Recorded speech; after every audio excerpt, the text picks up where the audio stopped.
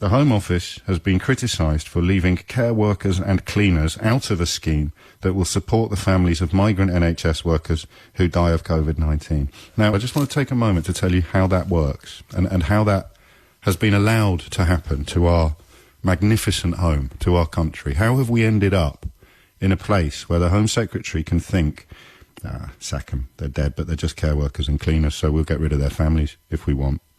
I'll tell you exactly how, and it's going to shock you, and it's going to upset you, and it may even make you feel a bit guilty, if you've got a conscience. And I'll tell you how I would respond to this story if I was a vampire. I'll tell you how I would respond to this story if I was a right-wing ghoul, if I was a member of the Downing Street cabal that's presiding over this utterly unnecessary carnage. I would respond to this by saying, well, if you care so much, O'Brien, you virtue-signalling lefty clown, if you care so much about these families of care workers and cleaners who died of COVID-19 while working in hospitals, why don't you put them all up in your own house?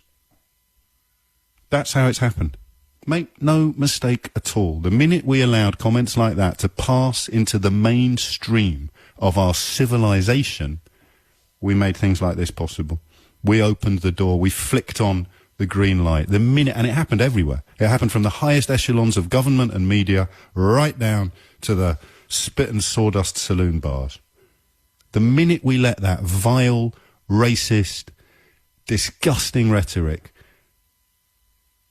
appear front and centre in the national conversation, we created an environment in which a Home Secretary can look at the families of dead cleaners and think, no, we're not putting them on the scheme.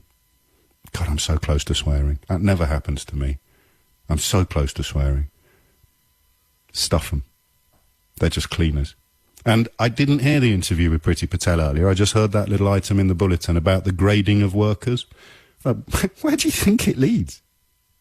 Once you allow that to happen, yesterday we spoke about how everybody in this country on less than £25,600 a year is now second class. That's what they're doing. And why? No, you can answer that one yourself. I've done enough. But that is the environment into which this can move. So I know in my bones that many people who both fell for and possibly even amplified that disgusting argument, the almost the complete betrayal of people like Sir Nicholas Winton and Lord Alf Dubs, when we saw people fleeing war in the Middle East, and they ended up on posters being punted by vile ideologies and ideas. And where does that lead? Well, if you care so much, put them in your spare room. Where does that lead? It leads inevitably and inexorably and directly to this. In the United Kingdom in 2020, you die as a result of your work in the health service.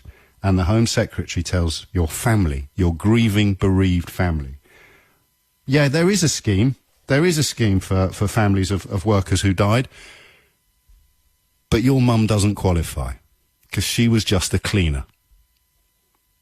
Yeah, there is a great scheme for the families of migrant NHS workers who die of COVID-19, but sorry, yeah, your dad was just a care worker, so you don't get to be part of it. You don't get to be recognised or even rewarded after your family member died.